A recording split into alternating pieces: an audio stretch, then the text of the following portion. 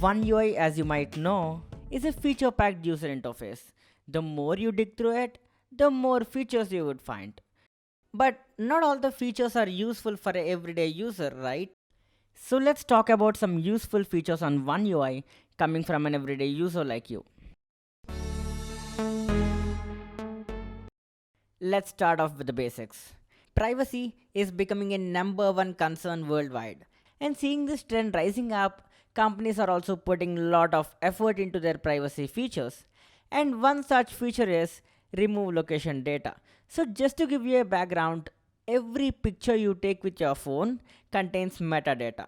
In simpler form, data about data. And that data includes time at which you took the photo and location, I mean where you took that photo, and also other technical information like focal length, shutter speed, ISO, etc. And this is all fine. The real problem arises when you try to share this pic. When you share this picture, all of this information will be shared, and this raised a lot of privacy concern. So in One UI, Samsung added a feature where whenever you try to share an image, you get this option called remove location data, and clicking that, as you know, deletes the location data before sharing the image. This is also one handy feature in One UI that I really feel other manufacturers should copy. If you are someone like me who forgets to take your phone off from mute, then yeah, you'll love this feature. Just pull down the status bar and you will see sound or vibrate icon right there. Now tap on the text sound or vibrate and that pulls this configuration page. Here you can see an option called temporary mute. This option lets you mute for a specific period of time, after which your mobile automatically switches back to ring mode. You can set it up for 1 hour, 2 hours, or any custom time you want. Most of you would have tried the burst shot in your camera app. Some companies ask you to press and hold the shutter button, while some companies ask you to swipe the shutter button.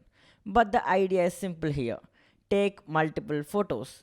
But here with One UI, this button is configurable. You can go into camera settings and change it to create a GIF.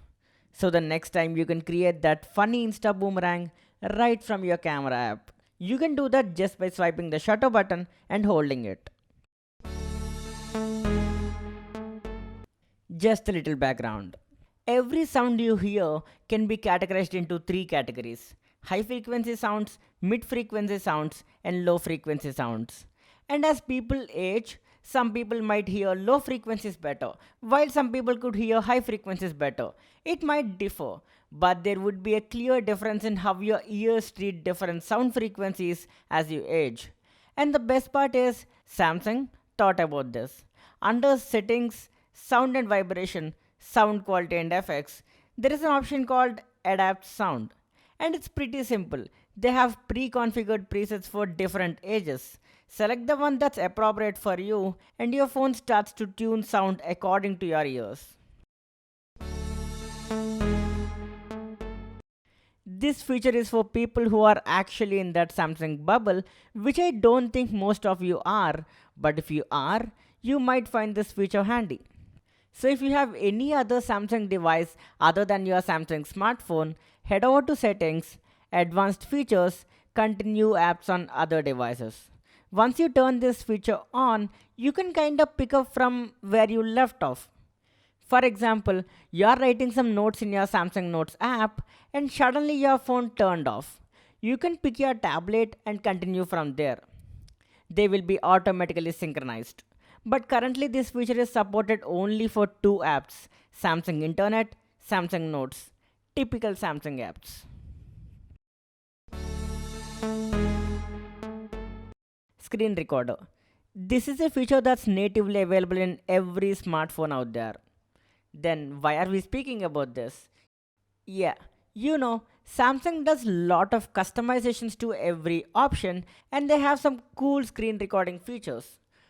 To start the screen recording, directly head over to notification panel and tap on screen record. Select the appropriate mode and click start recording. Now the options. You can click on the pencil to kinda write anything on screen. You can mark and show something. You also can have a front camera screen like this to a side so that you can even speak while you are screen recording. That's pretty dope.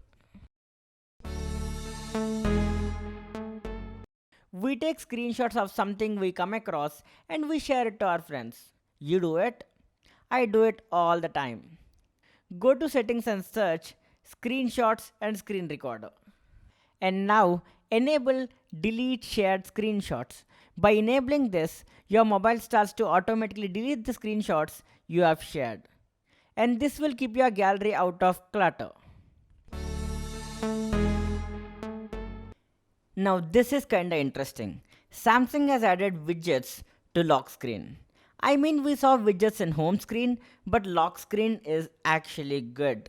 It's the right place to have widgets. To set it up, go to lock screen, widgets, and there it is. All the list of widgets that can be added to lock screen. You can enable them, disable them, or even reorder them. And to see these widgets, tap on the clock button on the lock screen. You see that? That's it. Okay, first of all, this is not a everyday user's useful feature, but if you put some time through it, it will save a lot of time for you later. Basically, this is an automate tool by Samsung. The concept is simple. You have if-then statements. It's like, if this happens, then do this. If you are a software engineer or a developer, I don't think there is a need for me to give a background here. You would be already knowing it. So let me add a condition. If, let's say, battery level. If battery level is below, let's give 5%. So if the battery level falls below 5%, then turn off Wi-Fi. Makes sense, right? In this way, you can create a lot of routines, a pre-configured conditions that your mobile follows. This feature is to configure individual audio devices for different apps. Let me explain. Head over to settings, sound and vibration, separate app sound. Once you enable this, you need to select an app. Let's say you have selected YouTube and the audio device has your Bluetooth headset. So once you open YouTube, your mobile automatically switches your audio source from speaker to Bluetooth headset. Useful? Let me know. So okay, these are my top 10 useful features of One UI. Thanks for watching. If you like this video, subscribe to the channel and also click on the bell icon for more amazing tech videos. I hope to see you in my next video.